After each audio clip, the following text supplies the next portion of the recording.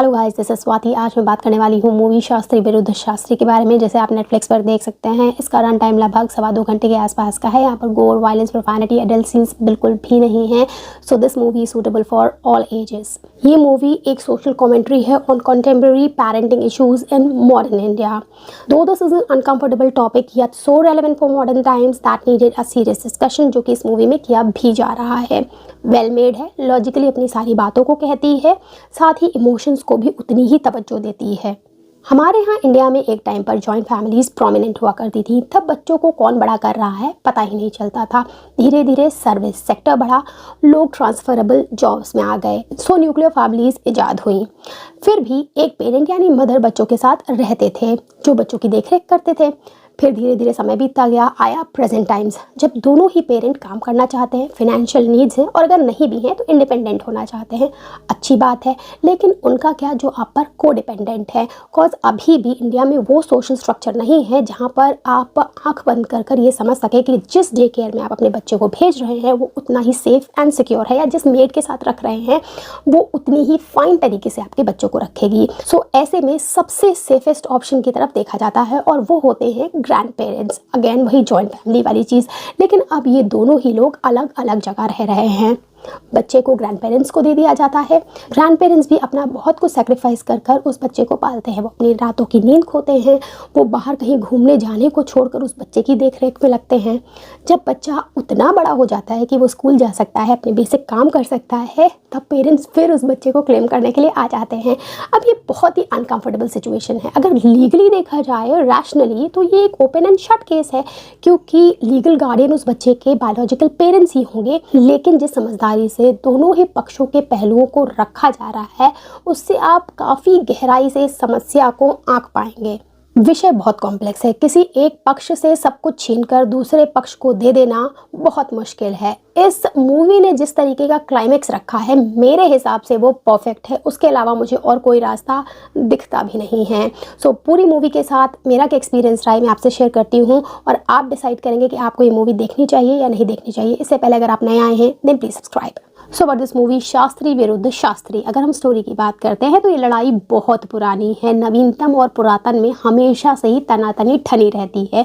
जहां एक ओर नवीन पुराने लोगों पर लकीर का फकीर होने का आरोप लगाते रहते हैं, वहीं दूसरी तरफ पुराने लोग नवीन को लापरवाह, गैर जिम्मेदार और हमेशा अपने से नीचे ही आंकते रहे हैं। यही इटर्नल बैटल कैसे रिप्रेस्ड इमोशन से छोटे मोटे मनमुटाव और उसके बाद बड़े टकरारों से होते हुए कोर्ट रूम ड्रामा तक चला जाता है के फॉर्म में बड़ी ही बेहतरीन तरीके से दिखाया जा रहा है। कहानी में बीच में फंस गए हैं मोमोजी यानी यमन, जो कि 7 साल का बच्चा है। पुरातन को रिप्रेजेंट करते हैं मनोहर शास्त्री, जिन्हें लोग गुरुजी के नाम से जानते हैं। वो पंचगनी में म्यूजिक टीचर रहे हैं, अभी रिटायर हो गए हैं, अपनी पत्नी के साथ रहते हैं और लगभग 7 सालों से यमन की देखरेख कर रहे हैं। उसके लिए उन्होंने बहुत कुछ सेक्रीफाइस भी किया है। वो यमन पर अपना अधिकार चाहते हैं। उन्हें लगता है कि उनके बेटे मल्हार में काबिलियत नहीं है कि वो उनके पोते यमन को अच्छे से बड़ा कर सके। दूसरी तरफ नवीनतम को रिप्रेजेंट कर रहे हैं मल्हार शास्त्री और उनकी पत्नी मल्लिका शास्त्री, जो कि मुंबई में रहते हैं। मल्हार की भी कोई फिक्स नौकरी नहीं है, वो एक गेम डेवलपर है। बहुत सारी नौकरियां बदल चुके हैं और अभी उनके करियर में उन्हें एक बड़ा ब्रेक थ्रू मिला है। यूएस से उनके फ्रेंड ने उन्हें एक बिजनेस शुरू करने का ऑफर दिया है। मल्लिका, जो कि शुरू से ही नौकरी करती आई हैं, उन्हीं की सैलरी से घर चल रहा है, उनकी फिक्स नौकरी है।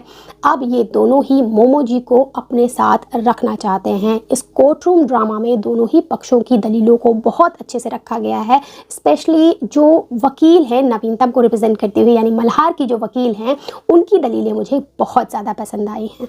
जब एक ही परिवार के लोग आपस में एक दूसरे को खींचकर कोर्ट रूम तक ले जाते हैं, तो जो स्केलेटन्स इन द क्लोजेट होते हैं उनका बाहर आना तो लाजमी ही है।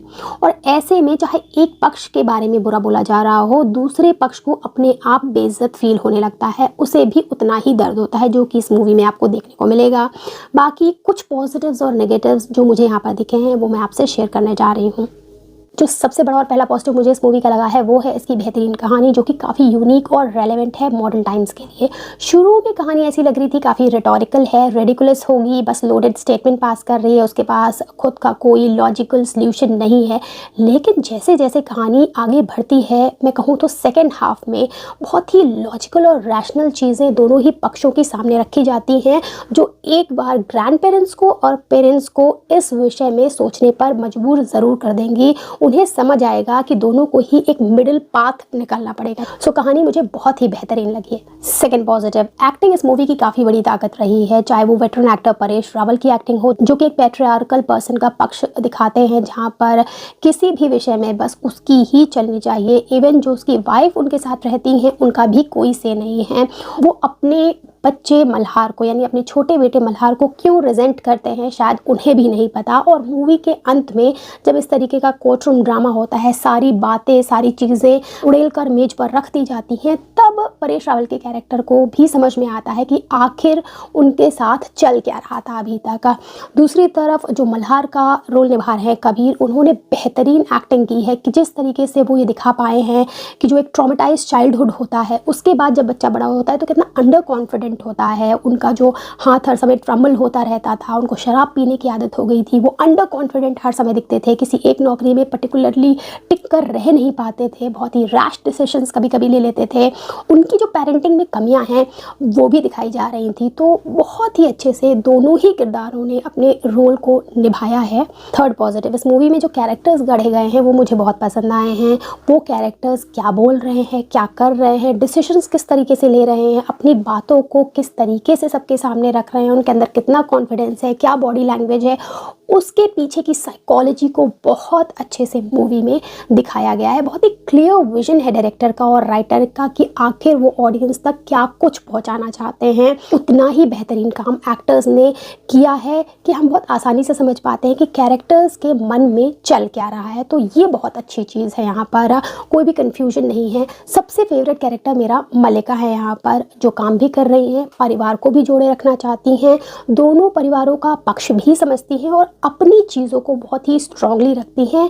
लेकिन एक बहुत ही सैड चीज़ इस मूवी की ये है कि ना ही जज और ना ही परिवार के लोग कोई भी इनका पॉइंट ऑफ व्यू सुनना नहीं चाहते हैं, जो कि मुझे इस मूवी का लूप होल लगा है। वो एक बहुत इंपॉर्टेंट मेंबर है, साथ ही साथ यमन की माँ भी है। मे भी कुछ सिम्बॉलिकल चीज़ें बताना चाहती हो ये मूवी, जो कि मुझे नहीं समझ में आया है।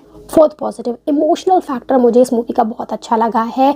इमोशंस बहुत ही बैलेंस तरीके से दिखाए गए हैं, उनको ओवरलोड करने की कोशिश नहीं करी गई है कि कहीं वो एकदम क्रिंजी लगने लगे। और जैसे ही इमोशंस थोड़े ज़्यादा होने लगते हैं, कहानी एक लॉजिकल मोड़ ले लेती है। तो इमोशंस को दिखाने का तरीका, अंदाज मुझे काफ़ी पसंद आया है। फिफ्थ पॉजिटिव, मैं इस मूवी के म्यूज़िक को बिल्कुल इग्नोर नहीं कर सकती। इसमें से 2 सॉन्ग्स ऐसे हैं जो बहुत ही खूबसूरती से फिल्माए गए हैं, मूवी की इमोशनल डेप्थ को और बढ़ा देते हैं। एक वो जुगनू वाला सॉन्ग है, उसकी तो ब्यूटी देखने लायक है। 6th positive, the imperfect ending of this movie worked perfectly for me. अब अगर ड्रॉबैक्स की बात करते हैं तो शुरू के 30-40 मिनट्स ये मूवी एक जेनरिक मेलोड्रामा ही लगती है, लेकिन जैसे जैसे कहानी आगे बढ़ती है उसमें डेप्थ आती जाती है और एक बढ़िया थ्रिलर में ये बदल जाती है। ये एक अच्छी इमोशनल थ्रिलर रही है मेरे लिए। तो 8.5 आउट ऑफ 10 है ये। And this topic is very relevant to modern India, again I am saying, जिस पर खुलकर बात करना बहुत ज़रूरी है। So do watch this is a good one. That's it, bye.